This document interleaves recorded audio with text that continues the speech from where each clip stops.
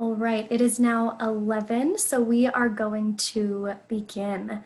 Hello and welcome everyone. I'm Darian Raymond, Marketing Manager for Go West Summit. Thank you for joining us for this session, Rebuilding International Flight Connectivity. Just a few items to review before we begin.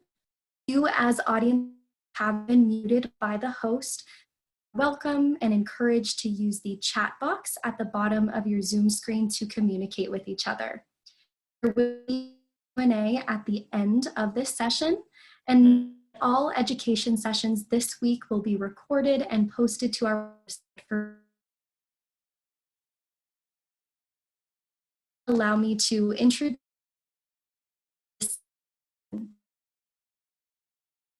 who currently Aviation Research and Air Service Development for Denver National Airport. Thank you for being here, Laura. We also have Kazuo Ishiwata, who is responsible for Seattle-Tacoma International Airport's route development and international air service marketing and promotion. It is great to have you here, Kazuo. Also worth noting, Daniel Pauly of Lufthansa Group provided information for this session from the airline's perspective that Laura and Kazuo will be touching in this presentation. Thank you both so much for being here and speaking on this important topic.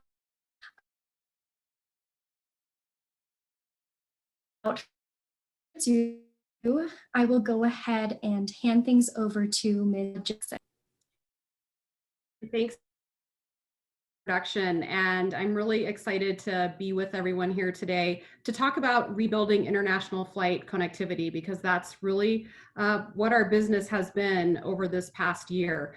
The next slide will be my intro slide with a beautiful picture of Denver International Airport, and then going right into a summary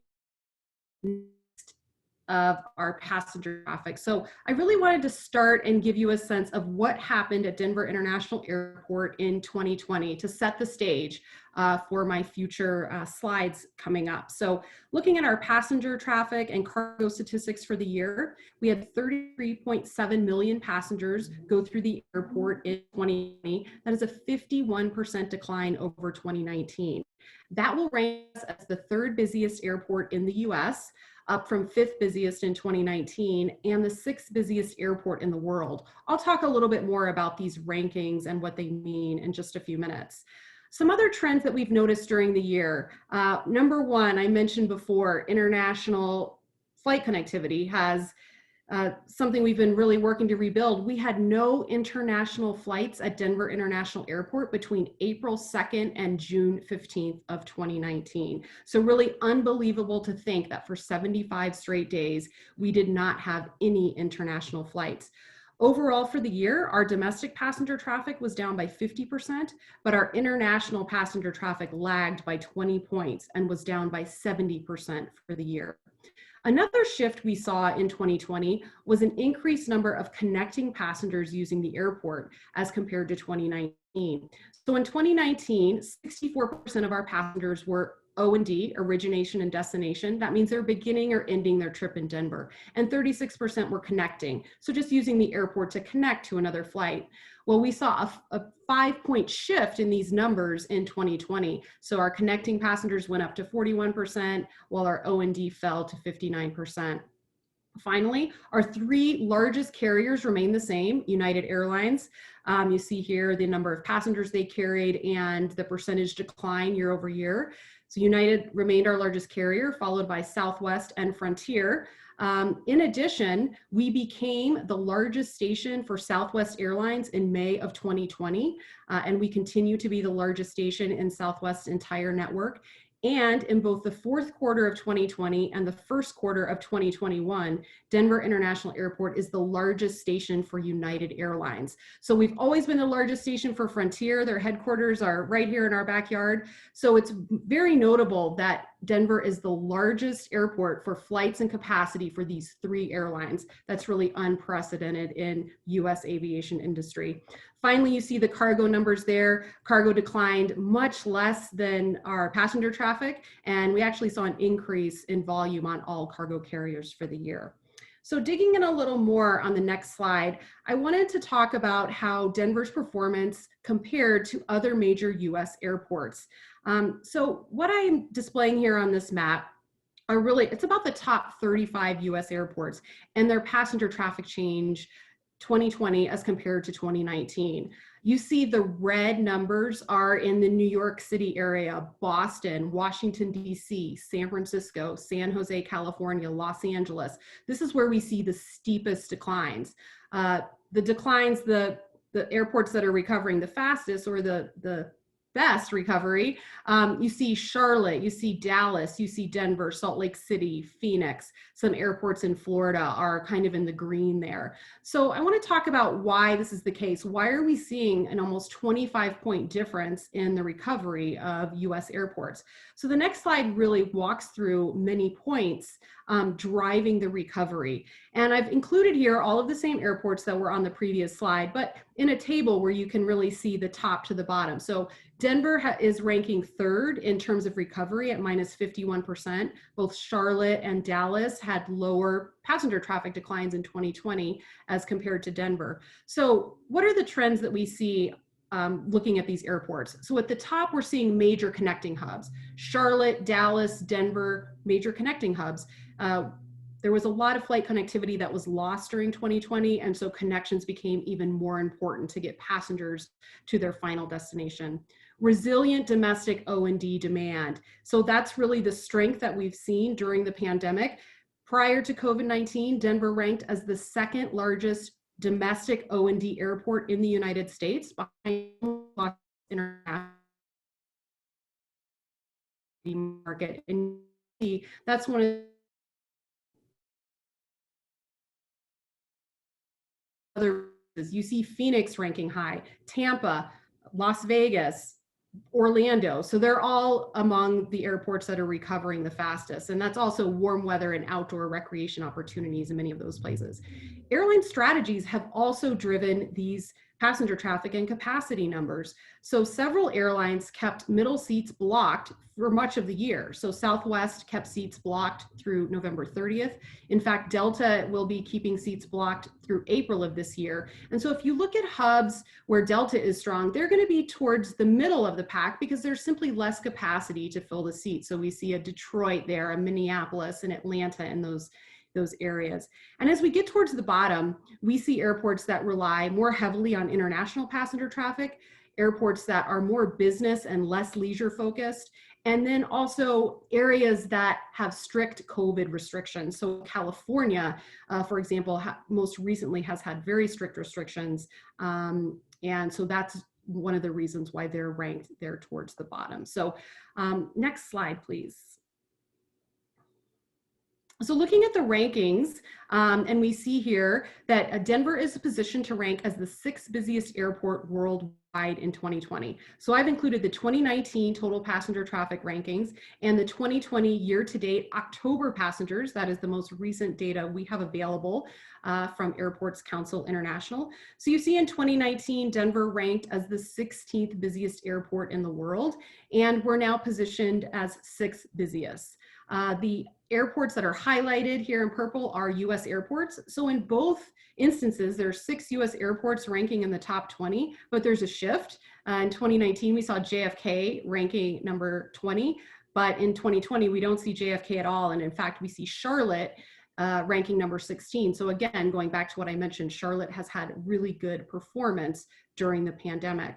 A couple of other noteworthy trends we're seeing here in 2019, there were just 3 Chinese airports in the top 20.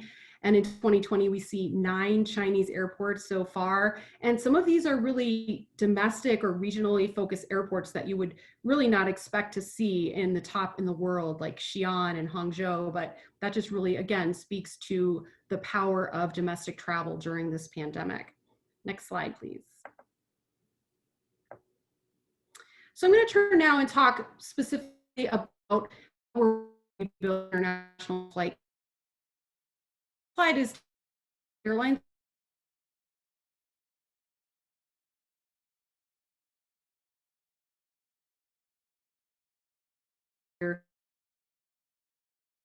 And point in time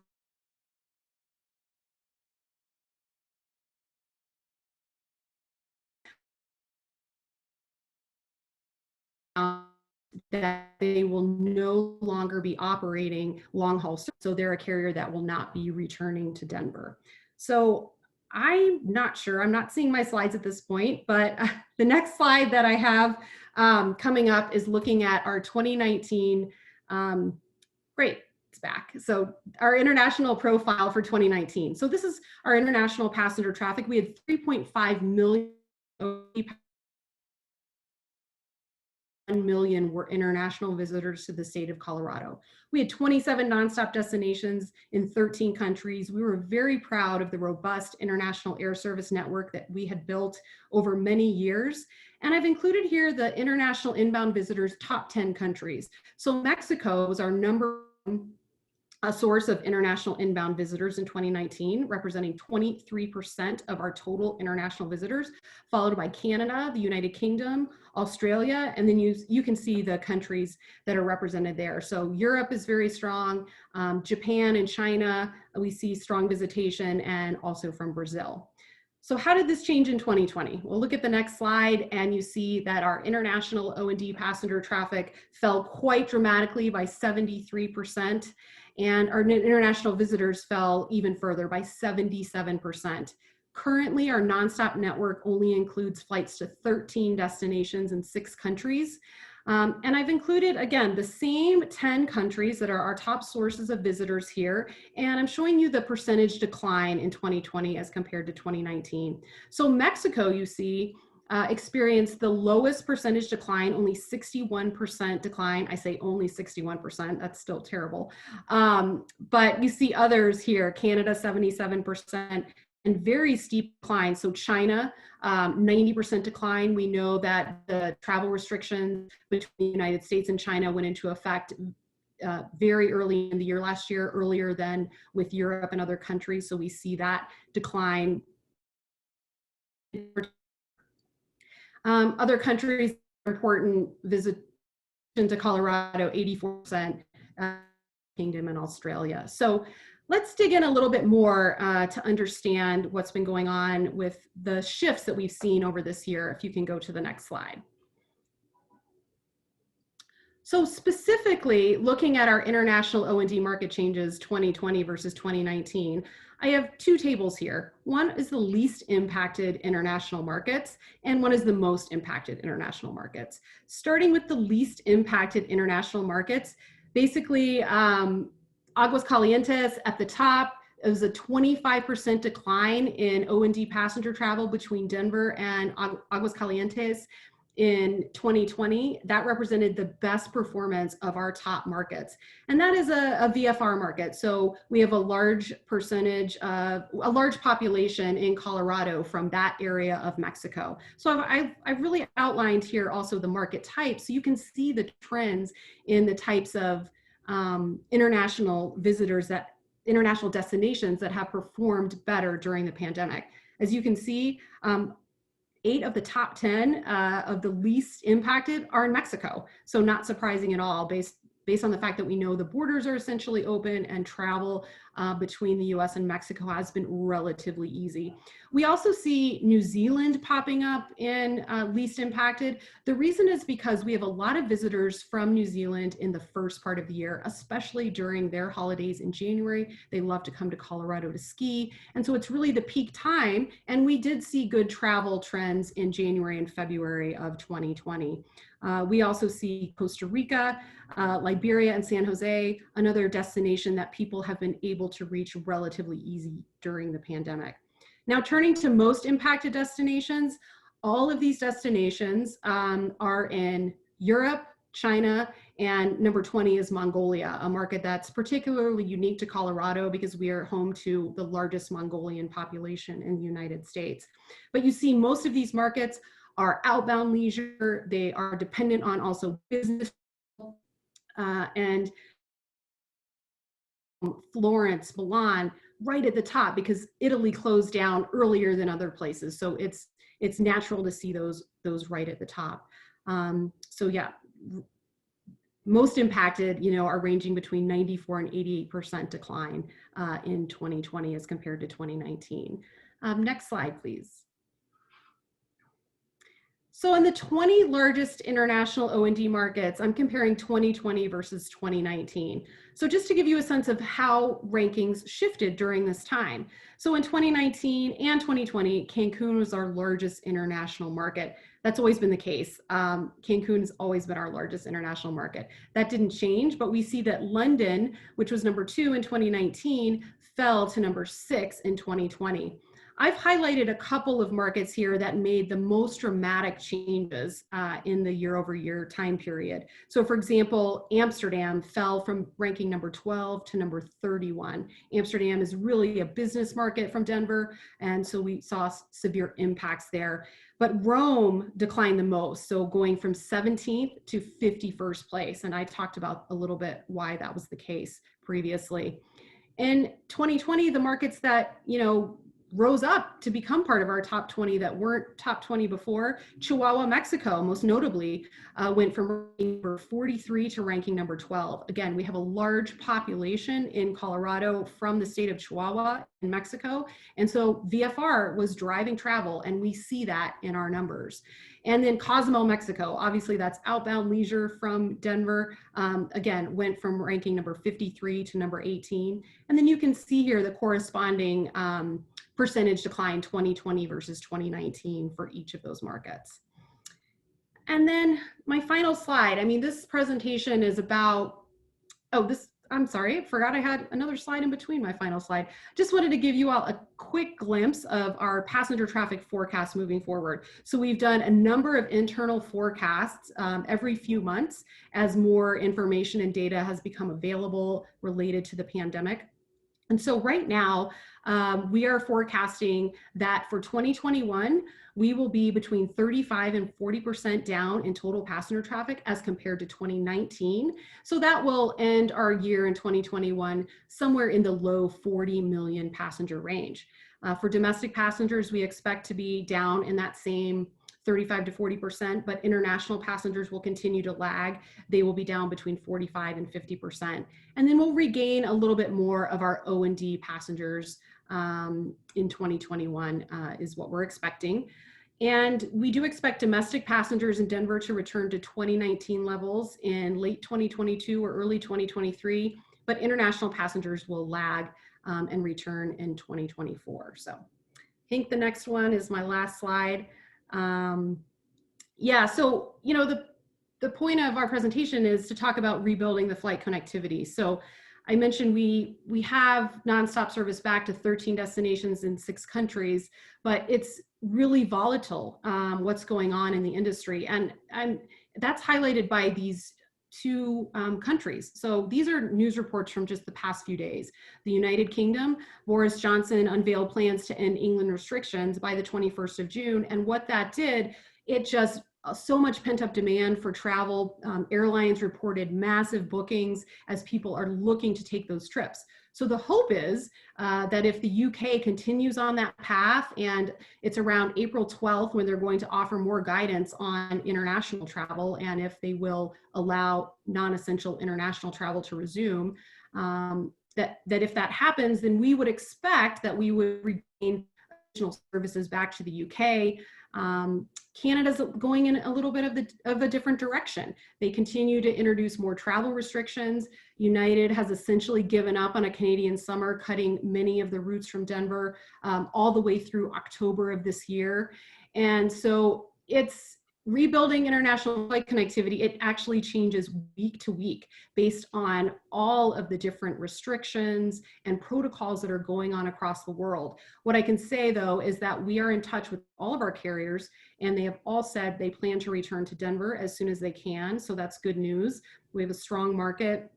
We had strong market fundamentals going into COVID, and they all believe in our market moving forward. But it's really like you all watching and reading the news and understanding what this might mean, because it really does change from week to week. So with that, I'm going to turn the presentation over to my colleague and my friend, Kazue Ishiwara, Senior Manager of Air Service Development at Seattle-Tacoma International Airport.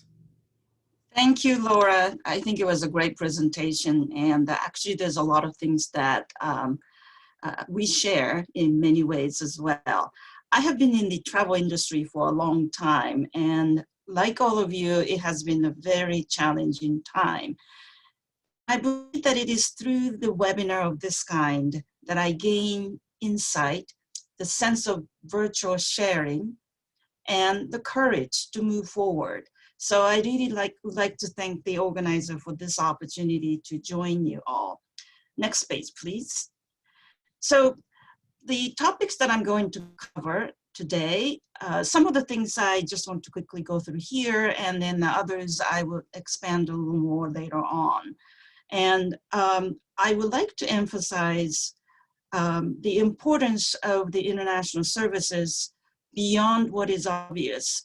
And for example, back in 2008, so it's a long time ago, I finally managed to convince Lufthansa to start its Seattle nonstop service. And by the way, they started Denver several years prior, and I was quite jealous. But when it actually happened, it was, of course, a great news. And our communication director at the time wanted to organize this celebration. And we were speaking with the director of the marketing at Lufthansa. And our communication director wanted to do something German, you know, anything like Oompa Band or Vienna Schnitzel and all that cliche. And Lufthansa made it very clear to us that they do not want to be known as a German airline, but rather a global airline. And it's really not about an image that we're talking about, but it was a practical fact. Because as Laura knows very well too, that the flight may be from here to Frankfurt, but actually a larger percentage of people actually go to other cities beyond Frankfurt, to Africa, Middle East, and Asia.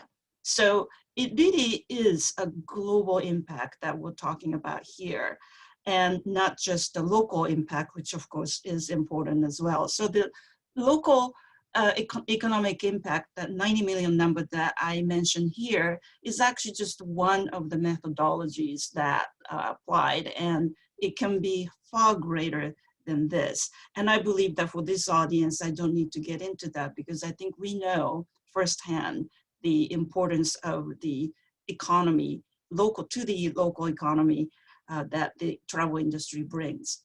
Regarding the pandemic's impact on Seattle, I have some statistics to share with you, but I think one thing that I would like to mention here is that Canada, as Laura mentioned as well, has become more restrictive, and its ban on cruise calls in 2021 effectively eliminates Seattle's Alaska cruise operation this year. And it would be the loss of the season for 2 years in a row. So it's devastating to a lot of us. On the recovery front, I'm an optimistic person in general, but no matter how I slice it, this is going to be a very slow recovery. And our projection is that we will return to the 2019 level in around 2024, probably slightly later than Denver, but not that much behind.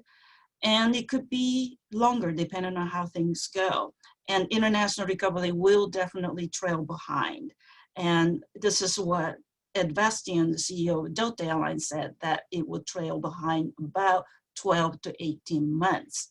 But not all of that is bad news. And moving forward, I do feel fortunate that Seattle is relatively well positioned. And I would like to share with you some of the things about why I feel positive despite all the challenges today.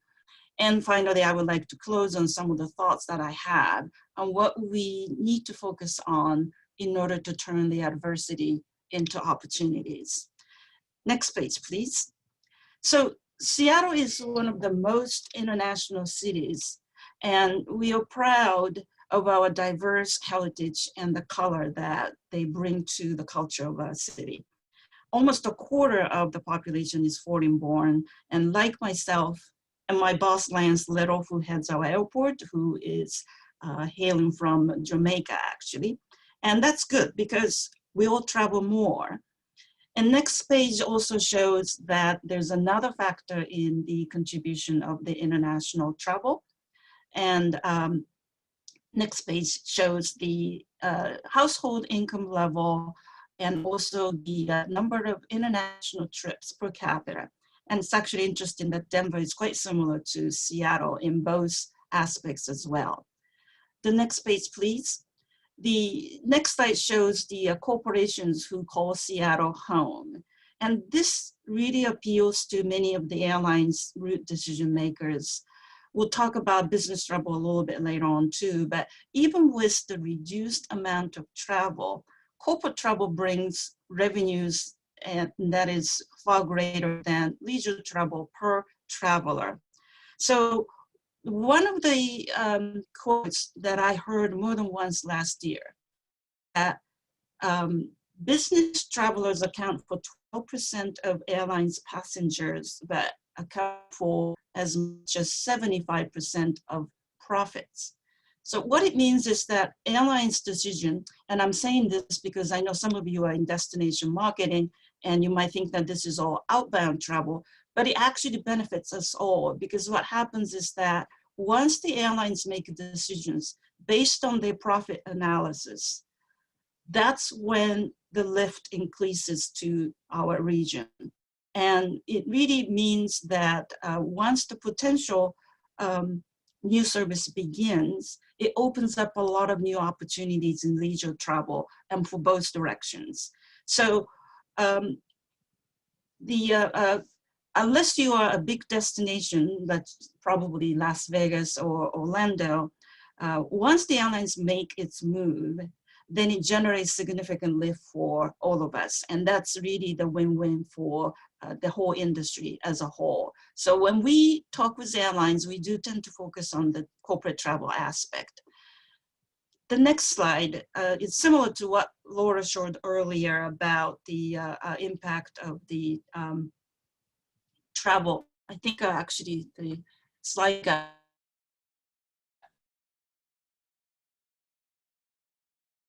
in the US airports. And I'm not going to go into detail because I think Laura explained very well, but it is notable to say that Seattle's total traffic in 2020 is larger than San Francisco or New York JFK. And I did not think that I would see the day. So it was a very unique year. And so it's not going to be typical going forward, but it just shows what a big impact it made to the airports in the whole country. The next page is basically the infographics of what our traffic is in 2020. And it's similar to many airports. In fact, Seattle is about the in terms of the decrease of travel. Perspective, the 2020 traffic, which is about 20 million people, is at the same level as 1994 travel, way back when it was actually the year that Amazon.com was founded. And Kurt Cobain, Nirvana died that year. Hit movies were Forrest Gump and Lion King. That's a long time ago. But for international traffic, it's even worse. And we go back all the way to 1988 when Ronald Reagan was the president of the United States. And then 103 exploded over Lockerbie, Scotland. And Berlin Wall was still there at the time before it crumbled down the following years. So basically all of the work we had over the years disappeared in 2020. It was a very sad and challenging year. And next page, I just wanted to just throw this in as long as we're talking about the numbers. It's basically the trivia about what we do with our campaign that we named Fly Healthy at SCA. And the purpose, obviously, is to build the traveler confidence about the airport. And we're very proud to say that we're the first West Coast airport to receive the ACI's Global Health Accreditation. The next page is, speaking of the West Coast, it shows the past crisis and how we have recovered. The top line is Seattle in the lighter part of the green. It took us 4 years after 9/11 to go back to pre-crisis level. It actually took LAX 14 years to go back to the year 2000 level. And this is not a simple comparison because there were a lot of factors. As you know, that in between 2000 to 2014, 15, there was, of course, a great recession there as well. In the case of LAX and San Francisco, before it even recovered back to 2000 level, another crisis hit. So we were fortunate that we made the recovery a little bit faster. And the next slide actually shows the last several months, well, I should say almost a year after the pandemic started. And once again, Seattle has actually recovered a little bit better. It's just still a very sad level of recovery. And this is just showing the percentage of 2019 passengers. And we are fortunate that we have done a little bit better of our peer airports on the West Coast. So the next map shows our international traffic, which we are focusing on today. And we are glad that half of our international services have now returned to all of the regions. And it's interesting that Canada, which we thought that would be the early one to come back, is the last and not doing well for all the reasons that Laura already mentioned. And for Europe and Asia, actually, it's again, half of the routes are back, but it's not like Mexico, all of the flights are back. We did have a few flights that never went away throughout the pandemic.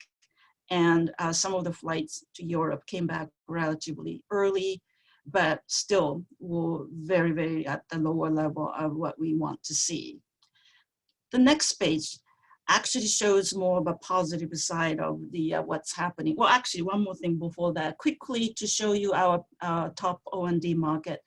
To the left is the 2019 top origin and destination market. And London was number one, followed by Tokyo. These two have long been our top O&D market, and some of the cities in Mexico. But to the right is the calendar year 2020. And the top markets obviously are all Mexico. And it does include the first quarter traffic. So we still have London, Seoul, Tokyo on the high ranking, but it's definitely not going to be a typical year as we look back later on. So it's not all bad news is what I wanted to say at the next slide. And we are very fortunate that Qatar Airways announced brand new service to Doha late last year. And it was worthwhile all of the online discussions and negotiation we had at a very strange time because of the time difference. It was usually 5 a.m. or 6 a.m. for us, which is past their work hours for them, but that was the only time that we could find that it's closer to both of us. But when it all happened, it was just well worth it. And we had a somewhat subdued gate event to celebrate this, with masks and everything. But it was quite impressive when we did a survey that day at the gate that, first of all, we had 298 passengers on board in the middle of this pandemic. But what we found out by surveying only part of the passengers is that they were going to 15 countries beyond Doha hub. Just like what we talked about earlier about Lufthansa service to Frankfurt not being just about Frankfurt, but about its hub beyond. And it connects to everywhere else. And the countries are literally all over the world. And it was very impressive also to find that passengers spoke 20 languages on that one flight that is going to Doha. Additionally, we're very glad that American Airlines are planning to serve 3 long-haul international services out of Seattle in 2021. And it's because of their shift in its international strategy. And they have canceled several flights out of Los Angeles and basically used the opportunity to start a new service with Seattle as a gateway by partnering with the new partner, Alaska Airlines. So basically what's happening is the airlines are hitting the reset button and rethinking what they can do better. And we are taking advantage of this opportunity to position ourselves as a premier gateway on the West Coast. Next slide, please. So here's basically my final thought. We all heard that the industry's now fundamentally changed. And what we have to focus on, I think, is several things that I have heard from others on various webinars in the last several months. We know that resilience is important because this is going to be a long haul. And we know that there's an end of the tunnel, but it's definitely not going to be happening very soon.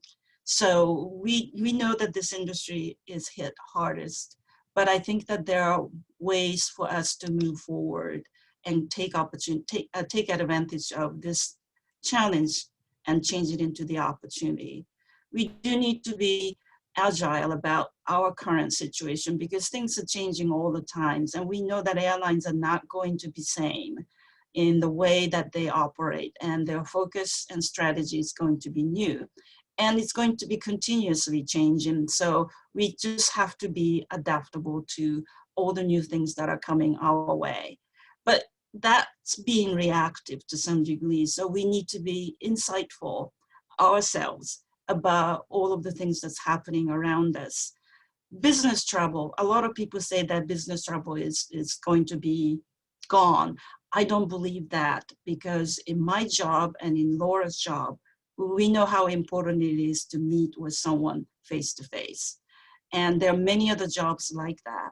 Unfortunately, it is true that business travel in terms of large conferences and seminars are not going to be as robust as it used to be. That simply is not going to be the same. But at the same time, I think there are other aspects that we will be able to take advantage of as well. The communication tools and advances in all of the things we're doing even today, I think it's actually going to be positive because it creates more opportunity to meet with people at any time of the day, anywhere, and that creates even more business going forward. So finally, I think we don't really want to be just setting a goal to go back to the 2019 level because that's just being backward. But I think we need to be thinking about things that we always wanted to do, but couldn't really do because we were so busy with everything. And this is the time, I think, for us to be thinking about what are the new measures of success might be and what we can do to be more inclusive and to be taking these steps to think about the sustainability rather than just more the better, which I think we tend to be doing. So for us, I think it's a good opportunity and to refocus on some of the important things that our community needs and what the industry really needs, and to be as adaptable as possible and to be, I think according to my boss, the important word for him is courage. So to be courageous and to move forward with facing the challenge that we have in front of us. So thank you very much. And I would like to now pass on back to Laura again. Great, thank you so much, Kazue. And I'm going to provide an update from Lufthansa. So we originally had scheduled Daniel Pauli, who is the manager of Intercontinental Network Planning, who focuses on the US West, to present with us today. But unfortunately, yesterday, something came up at the last minute and he was unable to join us today. But he did provide us with some information that I'm going to share with you now. And as Kazue mentioned, one of the reasons why, we're able to have this great dialogue with Lufthansa is that we've spent many years working together, meeting in conferences, sharing data, presenting business cases. And so those face-to-face interactions have really helped us all during the pandemic. Lufthansa, Daniel and I have phone calls scheduled once a month to talk about the recovery and what it looks like for the Denver market. And so I'll be able to share some information with you here. But first I wanted to start with a photo. This is from 2019, a Lufthansa 747-8 in Denver, at Denver International Airport. They're not currently operating this aircraft in Denver today, but it was a photograph that I really liked. And it's also notable to mention that on March 25th of this year, Lufthansa will celebrate 20 years of operation in Denver. So next slide, please. So the points that Daniel provided start out at a macro level. So an overall travel recovery outlook from the perspective of Lufthansa.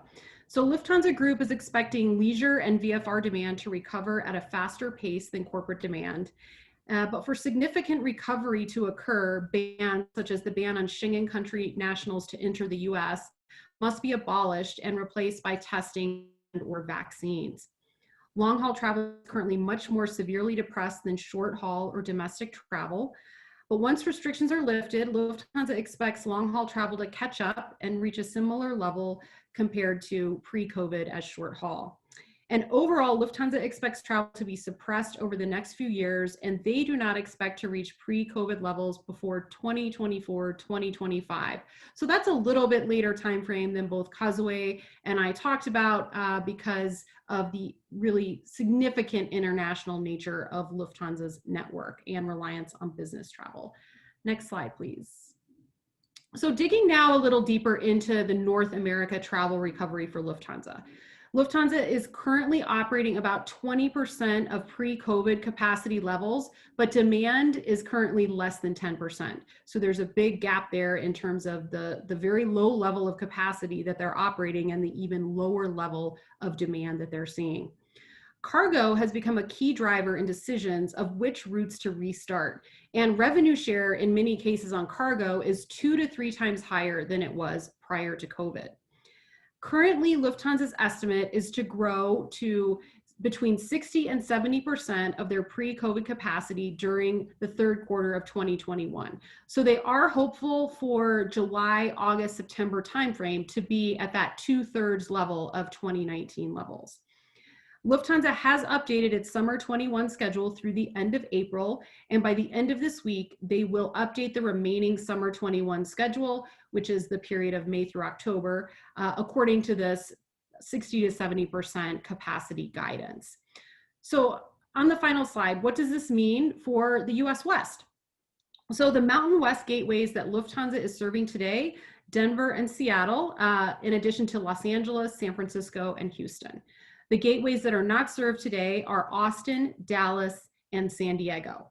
So the gateways they are serving are all hubs, except in the case of Seattle, which has a strong local market, and also cargo, so Lufthansa has chosen to serve that. But you see the markets that they're not serving, San Diego, Austin, and Dallas, are not part of their core hub network with the Star Alliance.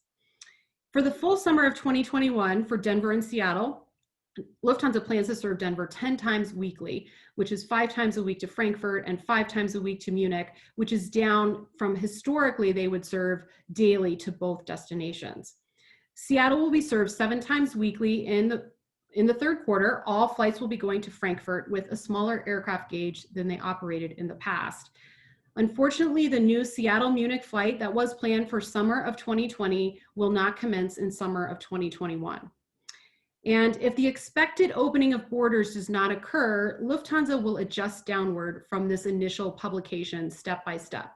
So that is the practice that Lufthansa and many other carriers have been following. So they want to have the capacity in the market in case the demand is able to return. But then what happens is as they get closer in and they see that restrictions are not lifted or COVID cases are rising, that is depressing travel, they end up taking flights out of the schedule. That's exactly what happened with Denver just this past week when Boris Johnson came out talking about the timeline for recovery in the UK. British Airways had planned to resume Denver services as early as the end of March, but that's already been pushed out now to early May at the earliest because of the continued restrictions on leisure travel. So we're seeing airlines really make these shifts very, very close in. So that is the last slide that I had from Lufthansa and our last slide, and we're ready now to take any questions. All right, so we do have a couple audience questions. Question for Laura. On the least impacted rankings, is there a way to know if the journey originated in Denver or in the foreign destinations? The answer is yes, there is a way to know. So I use two sources of data. So the source of data that I use to show you the O&D, so the total market size, has data through the end of 2020. The source of data I use for point of origin only has data through October of 2020. I use MIDT data for point of origin, and they have not yet finalized full year 2020 data. So I don't have the exact numbers for the full year, but they will be available.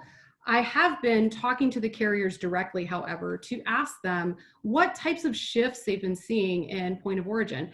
I think the market that's probably, the most useful to analyze is Mexico because we have the most service there and we also have strong VFR traffic there. And what the carriers have told me is that essentially it's remained the same pre and post COVID, is that they're seeing between 45 and 55% originating in Mexico and coming to Colorado. So they have not seen any notable shifts in those demand trends.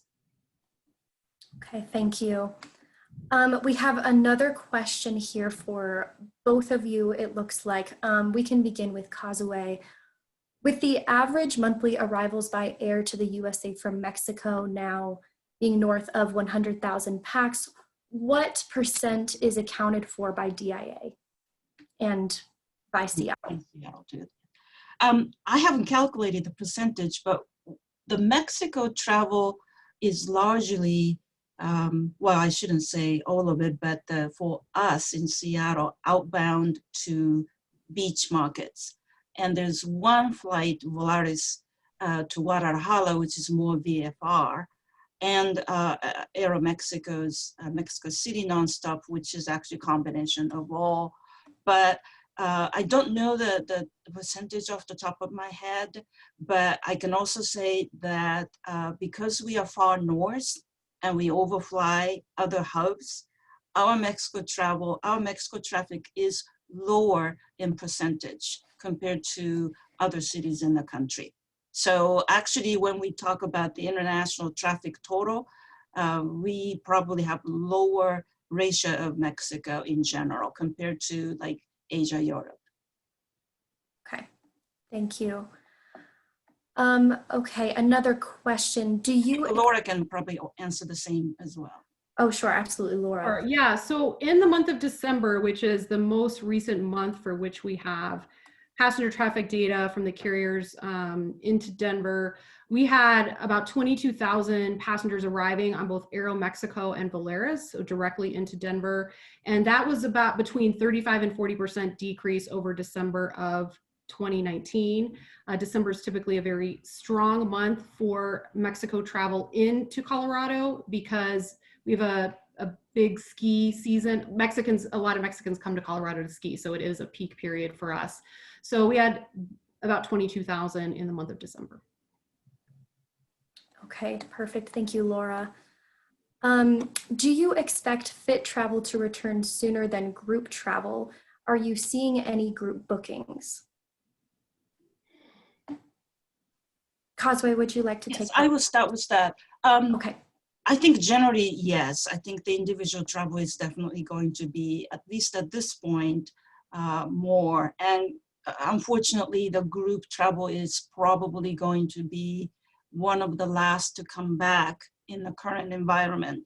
And if it does happen, unfortunately, the airport doesn't have a visibility of that directly, but we discuss with various tour operators and consolidators about how things are going in general. And it does sound like the group is going to be happening later than other types of travel. Yeah, I'm hearing the same thing from our partners here in Denver. So a similar trend. Okay, absolutely. Thank you. What, if any, do you anticipate to be the outcome of the grounding of the 777? My understanding is that the 777 issue is not a widespread issue, but whenever there's an accident like we had recently, obviously NTSB and the aerospace,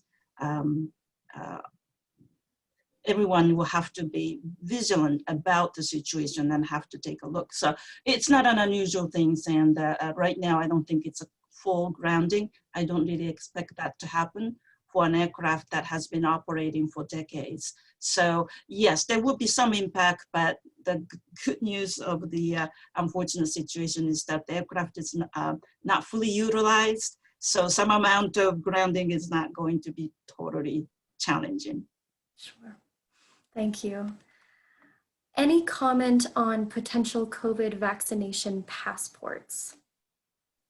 Well, we want that to get going, because I think that is going to be the facilitator of the international travel. What the US is doing, I think it's in the Laura's slide that described what Danielle of Lufthansa mentioned, is that this test requirement, it just truly changed the booking curve. So Mexico, as both Laura and I mentioned, have had very strong traffic in this current challenging situation. The moment the US announced the requirement of entry requirement to show the proof of a negative test, the booking plummeted. There's no question about that. And the problem is that the system is not standardized. They don't know what we can do. And so in future, it's not about negative tests, but it's about vaccine. However, I think it's going to take much longer time for the vaccine to be part of that scenario. And the first thing I think is to still show the proof of negative test. And by doing that, I think, as Danielle mentioned, we really need to get rid of this country-based ban on entry, because that doesn't make sense in many ways. Laura, you can add something. Yeah, I mean, we really just need a global standard because, you know, this piecemeal way of doing it really depresses travel. So I think once we get a global standard, you know, whether it's a vaccine passport, standard in terms of testing, I think that will really help us on the way to recovery. I think the standard, as Laura mentioned, is the key. There's lack of consistency, and there's several different things going around right now. And to make it even harder, some countries require certain type of tests to be acceptable, but others to be not acceptable, which is not the same as the US standard. So there's a type of rapid test that Japan does not recognize, but it's the one that the Walgreens is offering. So that type of challenge is very difficult for us to deal with. And it's somewhat beyond us because it's a country to country level issues, but we really need the Association of Airports, Airlines, and anybody to be moving forward and putting some efforts into this to make it more consistent internationally. Because without it, I think the recovery is going to be stalled. Absolutely, thank you. Okay, question for Laura. What are the airlines and airports doing to help travelers feel safe and confident while traveling, and which new practices will carry into the future post-COVID-19? Well, I think like any airline, airport, or any place these days, we've increased our cleaning. We have hand sanitizers available throughout the airport. I think there's a really unique program that we have to Denver called Verifly. And it's kind of tagged as for the health conscious traveler. And we allow passengers to make an appointment to go through a dedicated security lane, so they won't be around other people going through that lane. And then those passengers are able to get on a dedicated train car to go out to one of our concourses. And so if anyone's familiar with Denver International Airport, the only way to access concourses B and C is via an underground train at the airport. And so this provides these travelers this option. It's free. You just download the Verifly app, and it's really simple and something that we think has really benefited travelers. Another thing that we've done more on the customer service side is a new program called Eats Delivered. And so we're partnering with At Your Gate and a number of our concessionaires to have food or sundries delivered to your gate, so you don't have to go stand in line or sit at a restaurant while you're waiting for your flight. And so that has also proven to be very popular. So we think that those will stick around for as long as we can manage them, and as long as they're popular with our passengers. I would like to add that I think all of what Laura explained and things that our airport is doing, I mentioned briefly about the Fly Healthy at SCA, and airlines. I think airports and airlines are doing a lot of great jobs. And of all the things I look around, we are probably some of the safest places to be at, because the amount of efforts we put, I can't exaggerate. We were all hands on deck and tried everything we can to make it clean and safe. And it's just unfortunate that all of the restrictions currently we have in place is the one that's blocking opportunity to travel. There is more demand than what I think is actually happening. Absolutely, thank you. Question, we can begin with Causeway. When is demand for domestic travel expected to return, and when is demand for international travel expected to return? So our total combined domestic and international is late 2024 and potentially 25. I think our projection shows like -2% of 2019 level at the end of 24, but it could be, a few percentage up and down is common. But domestic, I think actually will be back, we hope, by the end of 2024. And international will probably be behind 1 year or so. We are probably doing a little better than what other airports are doing when it comes to international. So it may not be years behind, which unfortunately some airports will have to experience. But we think that probably 1 full year behind also domestic. Do you have anything to add to that, Laura? I would just say that we have done forecasts, and our estimates are that for Denver, domestic travel will be back by 2023 and international travel by 2024. So that's back to 2019 levels. Again, like Causeway said, international is going to lag. Absolutely. Okay, we are now nearing the end of our session. It is almost 12 p.m. So thank you both so much to our speakers for being here and providing this information and this wonderful presentation on this important topic. Thank you all so much for attending this session. We have a few more educational sessions this week, today and tomorrow, that you are invited to attend. We hope that you participate. And of course, best of luck with your appointments next week. Thank you. Thank you.